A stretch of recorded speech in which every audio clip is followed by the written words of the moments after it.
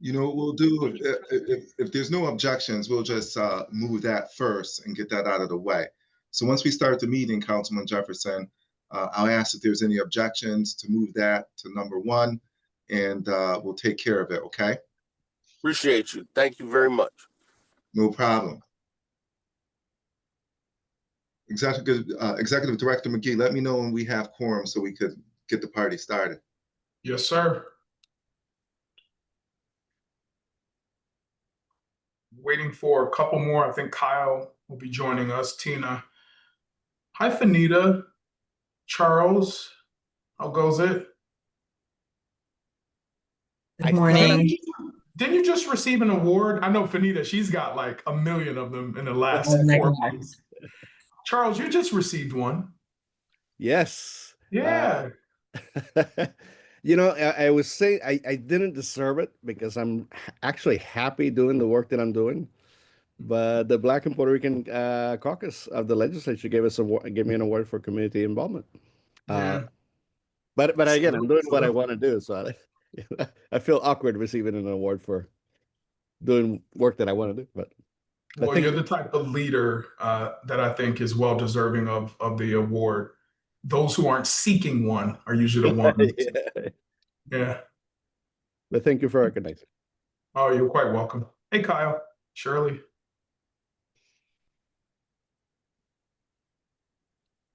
All right, let's see where we are. Christine, are you counting? 1, 2, 3, 4, 5. We have quorum. Sweet. Turning it over to you, Mr. Chair. All right, good. Good morning, everybody. On this beautiful New England June 2nd, we're going to start the council meeting.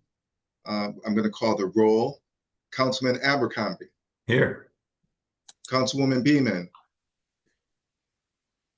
Councilman Betts. Councilwoman Burgess. Here. Councilman Davis. Councilman Gaddis. I like that Gaddis guy. Councilwoman Hawkins. Present. Councilman Jefferson. Present. Councilman Karpowitz. Present. Councilman Medina. Present. Councilwoman Naeem. Present. Councilman Santiago. Present. Thank you. Councilman Shirley. Present. Councilwoman Skyers Thomas. Present. Councilwoman Valerise. Councilman Walton. I believe we have quorum. And if there's no objection, there's an item C on the agenda. I would like to move to the top of the agenda to accommodate folks who have to go and tend to their professional affairs. Is there any objections? Seeing none, we're going to start with Council C, which is a vote on equity joint ventures. CT Nightjar 2 LLC. The recommendations for an approval. Do I have a motion? So moved. Don't move. It's been moved and properly seconded to approve the equity joint venture CT Nightjar 2 LLC. Is there any discussion? Is there any discussion? Seeing none, all those in favor? Aye. Aye. Those opposed? Any abstentions? Motion's carried. Very good. The next on the agenda for a vote is the approval of the May 6, 2025 meeting minutes of the Social Equity Council. Can I have a motion? Don't move. Second.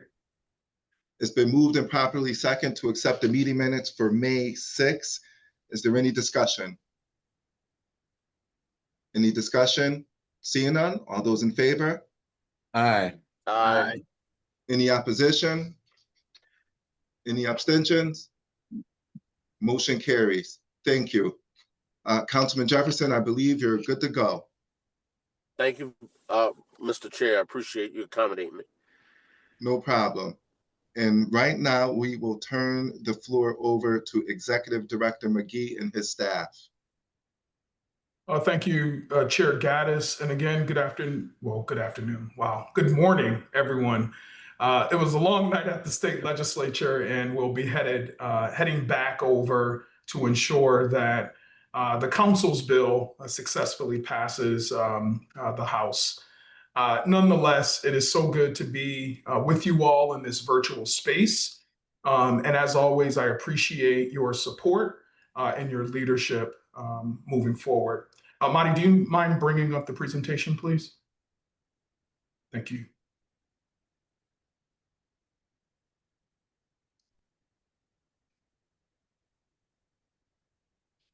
Awesome. Next slide, please. All right, so we're going to jump right in, and I just want to provide each of you with an update on our financials for the month of May. As you can see, our personnel, that includes our salary and fringe benefits for 9 full-time employees.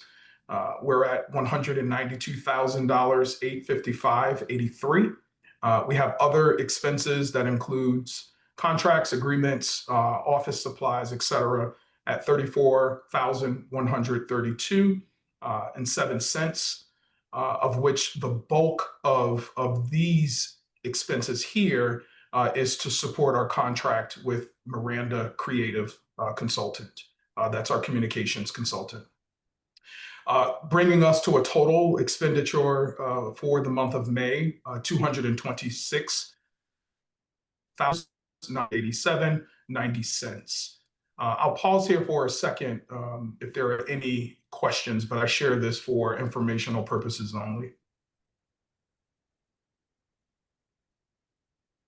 Cool. Next slide, please.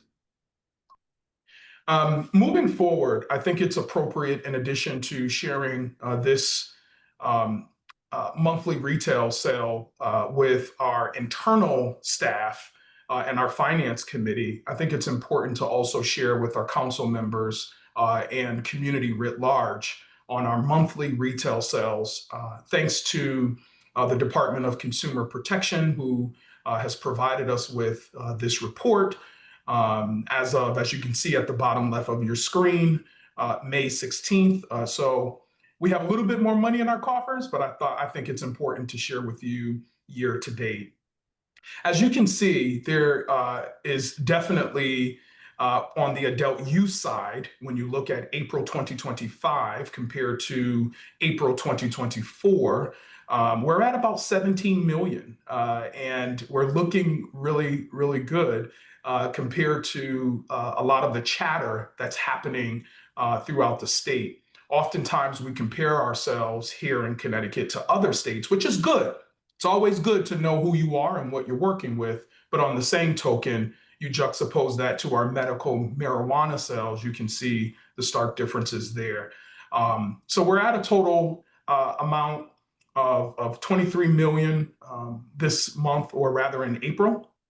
And you can see the total sales since January 10th of 2023 when we entered the market.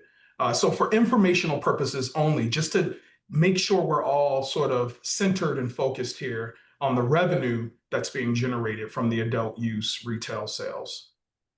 Any questions regarding this? Awesome. Next slide.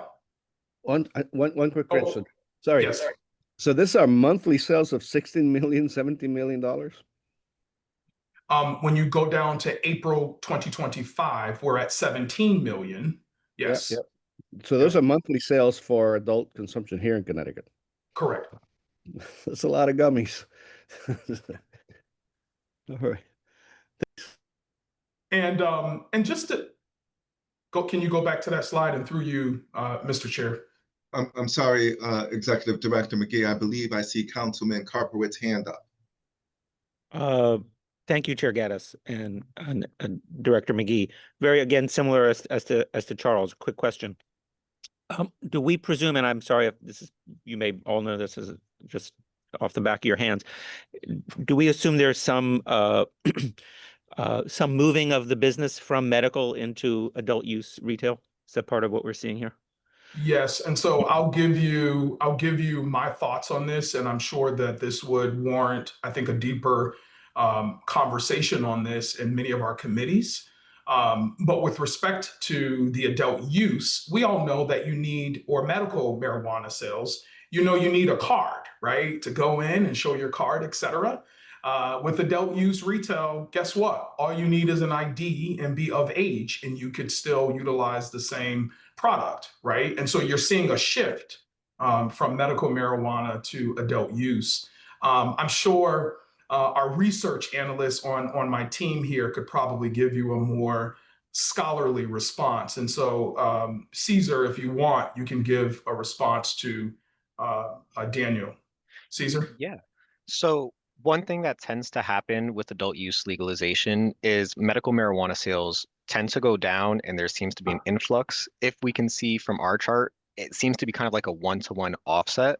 And we have had less medical patients renewing their cards in the past few years. Thank you both. That's intuitive and just great to with you all to get a handle on the business here and what we're seeing. Appreciate it. Councilman Santiago, once again. Yeah, I'm sorry, I keep asking, but this is really interesting from my end. So adult use retails are more expensive than medical marijuana prices, right? For the same product? They're not always the same products. There are certain products that medical can get that adult use can't. Sure. So we don't have market parity between the two, but generally prices seem to be fairly consistent, but there is a tax that the adult use products pay that medical marijuana may not. And that may be significantly higher. And the reason I'm asking for this is because it sounds to me like people are willing to pay more money for the ease of access to this product. Could be. Almost twice Definitely. as much or a portion. And that's important because for revenue purposes. Yeah, I can definitely look into that and kind of compare the sales of adult use medical marijuana and see if possible, look at the differences between other states and Connecticut and see if it's been similar trajectories. Yeah, and for me, it's a question of prices and a question of access to the cards too. Mhm. Cards, because that suggests to me a change in the culture, or at least from part of what we were talking at the beginning, where there's more openness to adult consumption or adult use. But anyway, Right Thank you. now, I'll give you an answer in a little bit, but I Welcome can to- pull up the information on the price per gram and kind of like where we've been and how it's gone over time. DCP provides that information, so shout out to DCP for that. we Yeah. can work on it separately. Yeah. We don't have to. And what we'll do is, as I have done after every meeting, when I share my deck, we'll also have follow up requests. Next slide.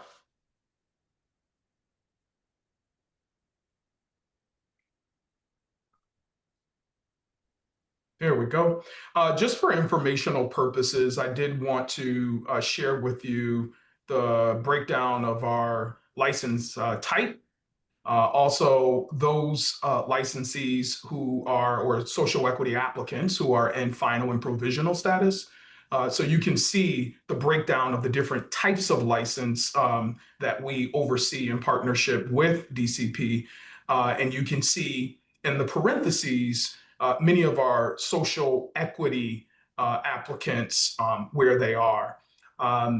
As of late, we've been talking a great around DIA cultivators, micro cultivators, et cetera, among many other of our licensees, but particularly around our cultivation side of the house. But I thought this would be important just to share with the council the landscape, our ecosystem of who we're working with and helping them to stand up their businesses. So the more we dive into this, the more information we'll share on our social equity entrepreneurs. Next slide. Okay. This is the final update here. I have three buckets that I would wish that you just indulge me a little. And I'll start off with our Reimagine and Revitalize Community Reinvestment Program.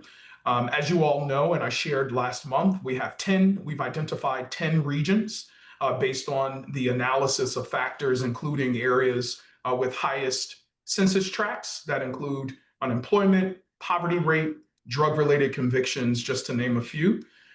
These 10, and this is important, these 10 regions account for 194 out of the 237 census tracts across the state of Connecticut. And so while we are being extremely intentional and strategic regarding our prospective investments that we'll make in the coming months, I wanted to be able to call out that we are targeting those census tracts that have been previously identified. Again, the council plans to invest $36 million over 3 years in the next round of the R2 funding. The updated program, again, will set guidelines for dividing the funding between each of the 10 regions. And we also have identified 3 key impact areas. The R2 is being updated as we speak, again, to have that 3-year funding period. This will allow the council to provide grants supporting long-term initiatives and also supporting community-based organizations. Moving on to the next bucket, and that is, and I'm really, really excited about this, the submission of our annual reports. And again, these annual reports are submitted by our cannabis establishments or our social equity entrepreneurs. These reports reflect their initial social equity plans and their workforce development plans that they submit on behalf of or as part of their application process. As of May 30th, 19 establishments submitted their SEPs. Aggregate financial contribution of about $90,000 into communities by way of the social equity plans. Funds, this is important for all of our research and our community side of the house. Funds were distributed towards organizations addressing food insecurity, reentry, youth programs, drug diversion programs, and mental health programs, just to name a few. Out of the 19 cannabis establishments making financial contributions, 18 were municipalities with disproportionately impacted areas or communities. Out of the 19 cannabis establishments, 2 were in the Social Equity Council's lottery. 13 are EJVs and 3 are general lottery selections. And 1 is a conversion from medical marijuana to a hybrid retailer. Lastly, while all of our businesses probably would want to give money, we also appreciate the human investment that is volunteerism. There were 485 volunteer hours to entities providing reentry services, addressing food insecurity, neighborhood blight, among many others. So I am really, really proud and excited to share with this council the great work many of our social equity entrepreneurs are doing over the year and living out their promises, quite frankly, that they've highlighted and articulated in their social equity plans. Do we have work to do? Yes, but at this moment, we're going to celebrate small W's, okay? Through you, Mr. Chair, I see that there is a question. Please proceed. So I'm working with Cesar to figure out how to create a dashboard to start measuring some of this. Can we collect number of employment? In other words, how many people are employed per year, and what numbers of money are contributed back? And the reason I say that is because I think it'd be nice to start measuring that over time to demonstrate the concrete material improvements in employment and in investment, in actual numbers of money investment, if there's a way to quantify that. Absolutely. Cesar, if you want, just give the council writ large, just really quickly, nothing elaborate, some of the workforce development numbers as well. Yeah, so I don't have workforce development numbers per se, but I do have information on the amount of people in the cannabis industry in the state. In the state of Connecticut, we have about 1,500 general employees and about 500 key employees. That's just an estimate, but we can track that through DCP's information, and we could use the most recent one that I've got as kind of like a starting point and maybe track it month over month or every 6 months to see the trends. And that does include information of what cannabis establishment people are employed in. So we would be able to kind of do some of that, we're like tracking the location. I'm not sure we can say the specific position because I'm not sure if that information is in that database, but we could find a middle ground. And I would just add to underscore the importance of this data that we may not have at the moment, but we need to begin gathering. And as we redesign our programs and deepen our relationships with the industry, specifically the owners of these businesses, we will begin to capture that information so that we can better articulate, well, what are the needs in terms of training, right? What types of workforce opportunities might exist and begin to work around that. So still a great deal of work, but I think we're trending and tracking toward a positive direction here. Let me recommend that at some point, not now in this meeting, that maybe we should come up with a list of how we're going to measure improvements materially. And that may, in my mind, that includes wages, numbers of employment, and so on and so forth, that they can submit in their annual reports. That's we right. can automate all that in the work that I'm doing with Cesar. Because my goal is to demonstrate that there is an investment that is actually changing the, we can go as low as the census tracts or DIAs. That's right. And we can, once we start measuring it over time, we can say, here's the number of employment, this is the reduction in poverty. It's not that hard to do. And it might mean just having certain categories that the annual reports have. That's right. Include in there. But I just want to offer it there for later discussion. I don't want to monopolize it. Agreed. No, this is good stuff, and I appreciate it. Thank you, Councilman Santiago. Councilman Medina.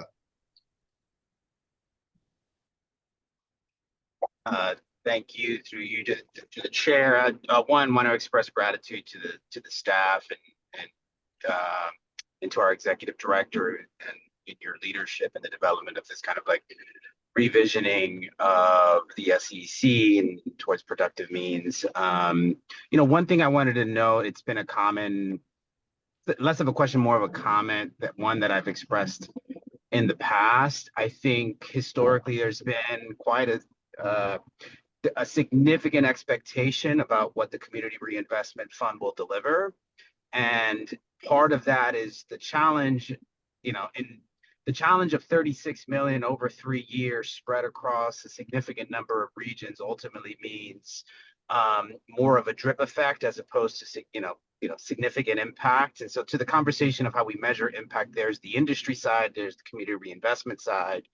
I think I'm fully in support of what you all have envisioned, and also continue to think about, we may need to in the future consider something like a tiered system of prioritization so that you can invest more in specific communities that are chosen by a set of criteria for that collective impact that we're seeking.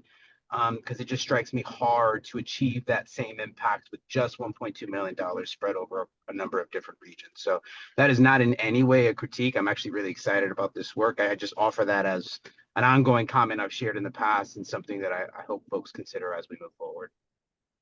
Yeah, I would, I'd love for Madi, if you want to just respond, because I think we took that into consideration working alongside Chair Ojala, and really making sure we totally understand we can't meet the needs of everybody, but if we are strategic in making sure we front load, number one, with a substantial amount of money, but clear vision on the impact areas were really important to me. So Madi, if you want, please feel free to respond. And then I'm going to get Tina Beeman from the executive session over to this meeting. So you keep talking, just give me a second. Thank you, ED McGee. And to address Constable Medina's concern, we do agree that the investment has to be strategic, and the funding, the way that it's divided, has to take into account different factors. These were the 10 regions were selected based on those DIAs that had the largest number of census tracts that were considered disproportionately impacted areas. We did consider whether 1.2 was too low. Initially, it was a way lower amount, so we did increase that. Initially, it was only going to be $12 million, and we, again, made it into a 3-year pot, if you would, of 36 million to ensure sustainability. So each region, while it is 1.2 per year, each region would get 3.6 at the end of the 3 years. And the way that we're trying to reduce the drip effect is by allocating a certain number of or a certain percentage of the funding that must be directed towards economic development, another percentage towards youth initiatives, and another percentage toward reentry initiatives. And within those categories, we do have a tier system. So we're not looking to do, $5,000 grants or, minor grants like it was done last time. We're setting different tiers where the highest one is 75,000, and then we go down into 3 different amounts. So I'm hoping that provides, or we're hoping that provides for a greater effect versus those that were $1,000 grants or $5,000 grants. And I don't know if that addresses some of your concerns, but certainly for other funding opportunities, we'd love to work with you and have greater engagement into how we can design the funding opportunity to address the different perspectives. Deeply appreciate that. And like I said, not intended in any way as a critique. I'm actually really excited about the work that you're all doing, especially as I hear you talk about it more. I mean, one thing for colleagues to just as a reminder for all of us collectively, that the statute does not necessarily mandate every DIA community be invested in. It creates great discretion for this council, for staff to make determinations about where we think the best impact is. So please, not to be taken as a critique in anything, as if anything, more of excitement and continued engagement as you all continue to develop this program. Thank you. Thank you very much, Councilman Walton, and then for the 3rd time, Councilman Santiago.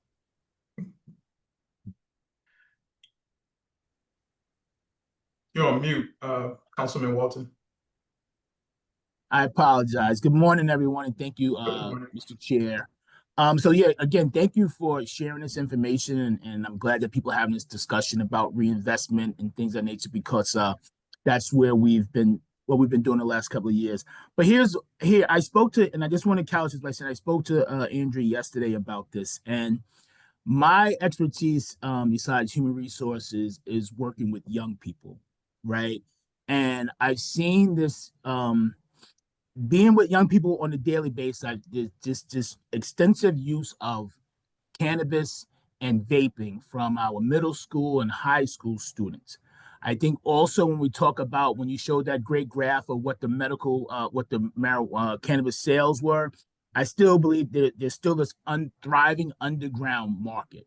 So my question becomes, how can we engage Demas, or if we can get Demas here to talk about what those efforts look like around awareness and anti-vaping, because I think it's at critical mass. I think the number in Connecticut is like 12% of high school seniors are engaged with vaping and cannabis, and everyone's under the age of 21, so pretty much illegal. So I'm hoping that although it's with Demas, I'm hoping that we can maybe have a conversation with them, or at least begin to look at how we can also be a part of kind of sharing that message with young people. If I may, thank you so much, Councilman Walton. Demas, I don't want to speak out of turn, but I am familiar with their campaign to provide education and safety around the use of cannabis and other products.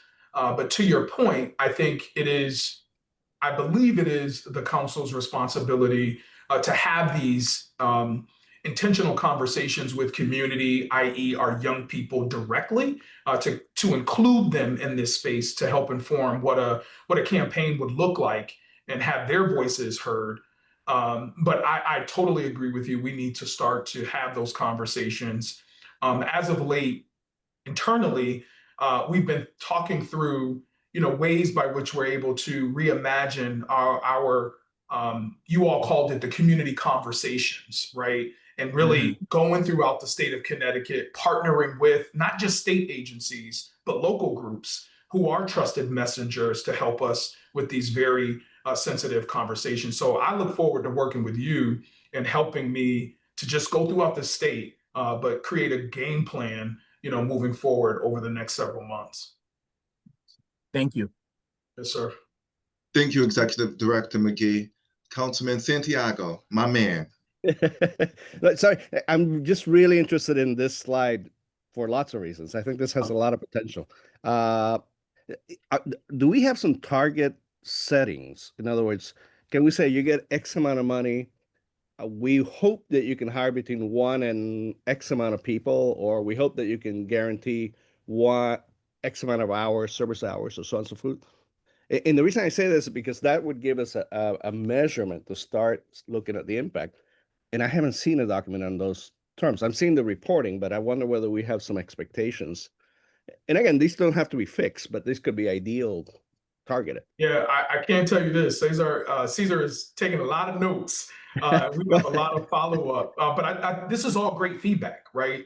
And we're also having to, beyond just redesign and reimagine, we're having to create new systems so that we could, better gather data to inform whatever our policies and programs that we'll have in the coming months.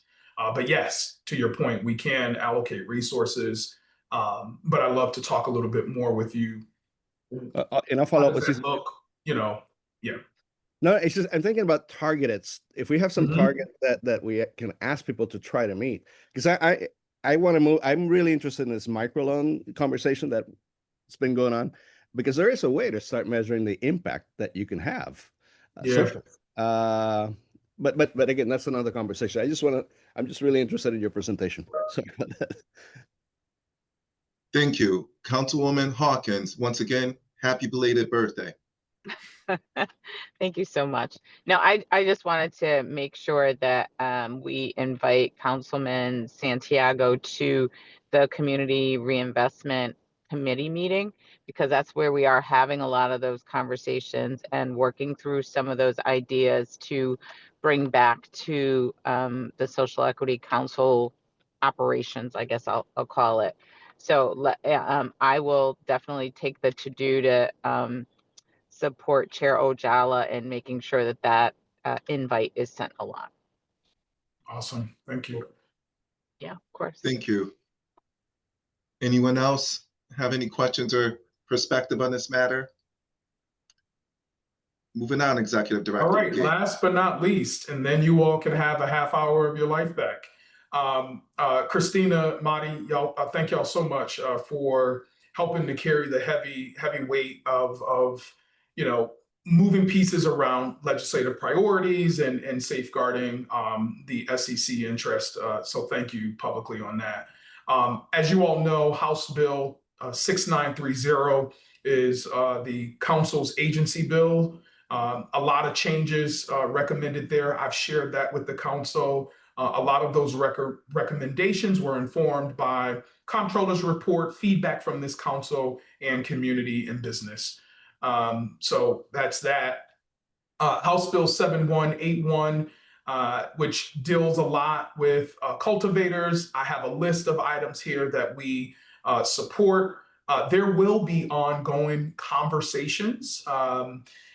Fingers crossed, stars aligned. We will have, or rather convene, a task force that would include this council and other stakeholders to help us take a look at the entire industry from top to bottom. And then also, I think my team is telling me that we have the wrong number. It's 7178, not 7181.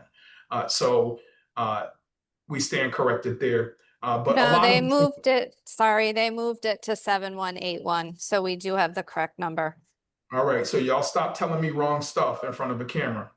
All right. So a lot of this information we will use to inform our overall findings. And then hopefully we're able to inform our 2.0 study.